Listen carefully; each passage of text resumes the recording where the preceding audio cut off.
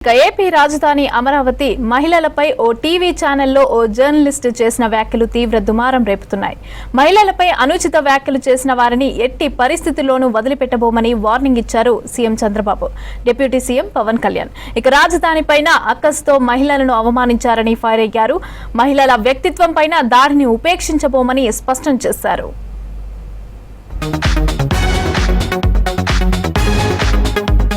అమరావతి మహిళల ఆత్మ గౌరవాన్ని దెబ్బతీసిన వారిపై అత్యంత కఠిన చర్యలు తీసుకుంటామని హెచ్చరించారు సీఎం చంద్రబాబు నాయుడు. మహిళల వ్యక్తిత్వంపై చేసిన దాడిని ఉపేక్షించేది లేదని స్పష్టం చేశారు. రాజకీయ మీడియా ముసుగులో రాజధానిపై కుట్రలు చేస్తూ హద్దులు దాటి మహిళలను వేశ్యలు అంటూ కించపరిచేలా మాట్లాడారని ఆగ్రహం వ్యక్తం చేశారు. తన సొంత మీడియా ద్వారా జరిగిన దారుణాన్ని ఒక మాజీ ముఖ్యమంత్రి ఖండించకపోవడం విచారకరమని ఎక్స్లో పోస్ట్ చేశారు చంద్రబాబు. ప్రజా జీవితంలో ఎన్నో ఉద్యమాలు సంఘర్షణలు ఎదుర్కొన్న వ్యక్తి దత్తాత్రేయ అని తెలిపారు సీఎం చంద్రబాబు నాయుడు. హైదరాబాద్ శిల్పకళా వేదికలో నిర్వహించిన దత్తాత్రేయ ఆత్మకథ పుస్తక ఆవిష్కరణ కార్యక్రమంలో పాల్గొన్నారు సీఎం. దత్తాత్రేయ పార్టీలకు అతీతంగా నాయకులనందరినీ కలిపేందుకు అలైబలై నిర్వహించి ఆదర్శంగా నిలిచారని కొనియాడారు. తెలుగు జాతి గర్వించదగ్గ వ్యక్తి పద్మవిభూషణ్ రామోజీరావు అన్నారు సీఎం చంద్రబాబు. ఆయన ఇచ్చిన స్ఫూర్తి ప్రతి ఒక్కరిలో నిత్యం నిలిచి ఉంటుందన్నారు. ప్రజా సమస్యలపై ఆయన చేసిన పోరాటం మీడియా రంగానికి తలమానికంగా నిలిచిందన్నారు. ప్రతి రంగంలోనూ రామోజీరావు చెరగని ముద్ర వేశారన్నారు మంత్రి లోకేష్. రామోజీరావు ప్రథమ వర్ధంతి సందర్భంగా నివాళులర్పిస్తూ పోస్టు పెట్టారు నేతలు.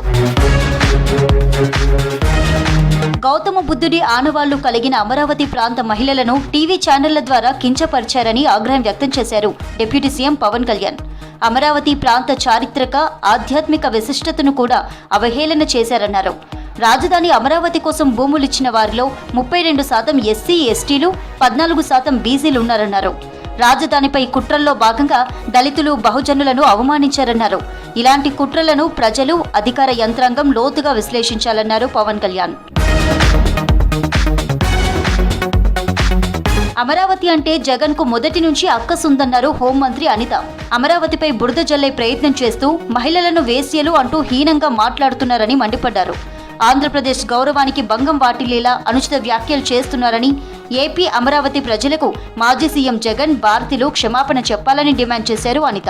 అమరావతి అంటేనే జగన్మోహన్ రెడ్డికి ఒక రకమైన అక్కసు. ఎలాంటి అక్కసు అంటే 2019 డిసెంబర్ 17 సంథింగ్ ఆ డేట్లోనే అమరావతి రాజధాని కాదు 3 రాజధానులు చేస్తానని చెప్పి ఆ రోజు నుంచి కూడా విషయం కక్కి అమరావతి రైతుల మీద ఎంత దాష్టికానికి ఒడిగట్టారో మీరందరూ చూశారు. అమరావతి గురించి మాట్లాడేటప్పుడు ఇప్పుడు మండలి బొత్స సత్యనారాయణ గారు ఆయన ఆ రోజు అదొక శ్మశానం అని మాట్లాడిన సందర్భాన్ని కూడా ఈ రోజు గుర్తు చేయాలి. అట్ ద సేమ్ టైం ఒకనొక సందర్భంలో కొంతమంది అది అమరావతి కాదు అమరావతి అని చెప్పి మాట్లాడిన సందర్భాన్ని కూడా ఈ రోజు మీకు గుర్తు చేయాలి. అంటే ఇది స్టెప్ బై స్టెప్ ఈ రోజు ఏదో అక్కసిగా బయటకు వచ్చి అమరావతి గురించి మాట్లాడిన సందర్భాలు కాదు.